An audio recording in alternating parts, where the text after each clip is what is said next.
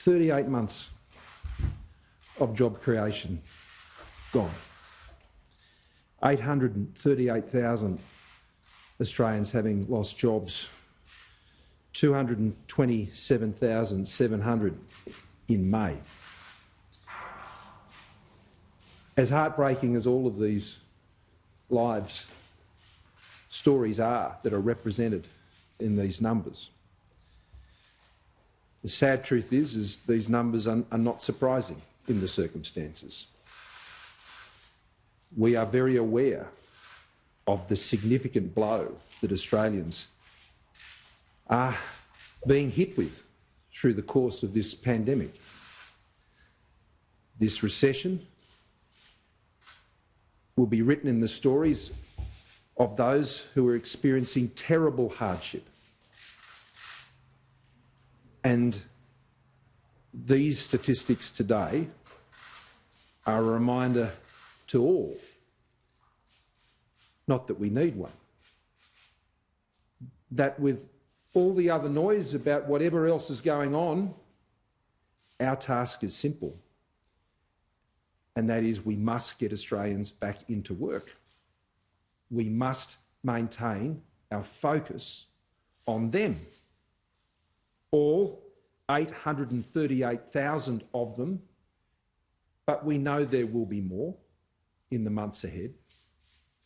These figures were taken at a time just before actually the opening up of this three-step plan of the states were put in place, and that is of some comfort that would see some Australians finding their way back into employment, but I wouldn't be seeking to overstate that.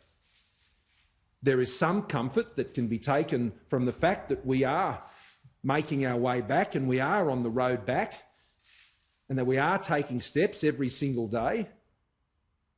We can take some comfort from the fact that Australia has put in place the biggest measure of income support the country has ever seen to cushion the blow, but the blow is still devastating and great.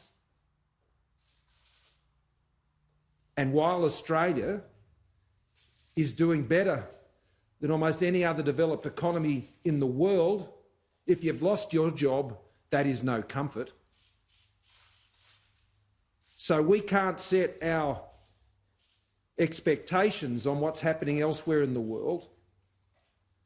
Our expectations, the Treasurer and I, together with our government, is getting these Australians back into work, to getting business doors open, to continue to give Australians the hope and the confidence of the road back that we're charting together as a government, together with other governments around the country.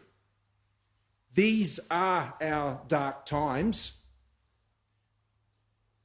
but I can see that ray of light, and I'm sure Australians can too, but we've got to keep moving towards it.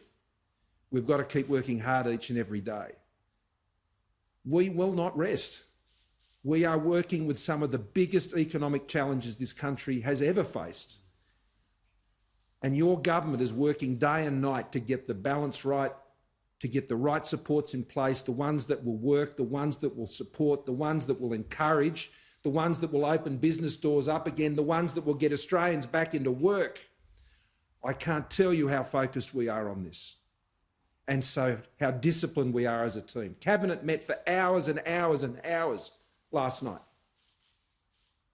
on these issues, as we have every week for months, working through the data, and there'll be more data, and we'll need more data before we make further important decisions. And that's how you can expect your government to respond and to behave and to work diligently for you to get Australians back into work. Young people have been most affected in these numbers. But my hope is that equally as the economy opens up, they will hopefully also be the first to benefit from that economy opening up.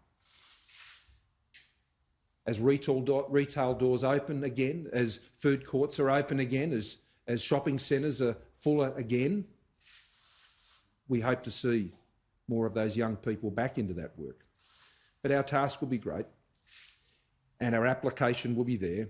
Our determination will not waver, and the spirit of cooperation and partnership that we have worked hard to build over these many months across governments will continue. And we give Australians our pledge on that. Josh. Thank you, Prime Minister. These are devastating unemployment numbers. They reveal the true pain and hurt that Australians are going through as a result of the coronavirus.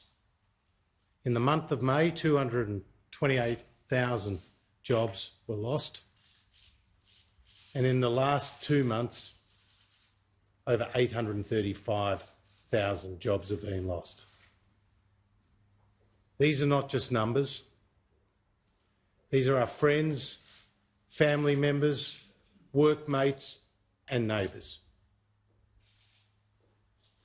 The participation rate fell to 62.9%, the lowest level since 2001.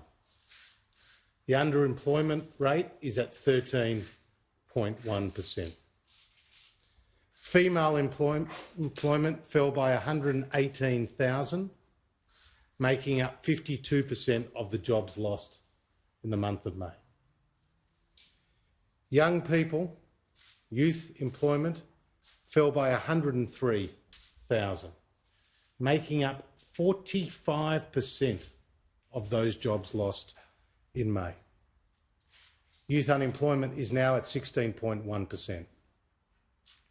These numbers reveal the scale of the challenge we face and the mountain we have to climb.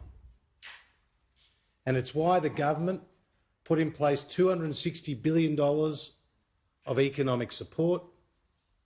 It's why we provided a cash flow boost to business. It's why we provided cash payments to households. It's why we have provided the biggest income support measure this country has ever seen, with the JobKeeper program supporting more than 3 million workers.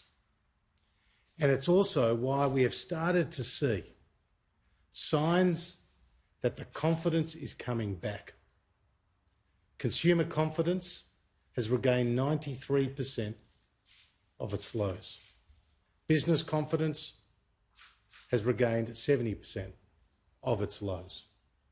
We still have a very, very steep mountain to climb, but as the Prime Minister said, we are working day and night to get Australians back into work.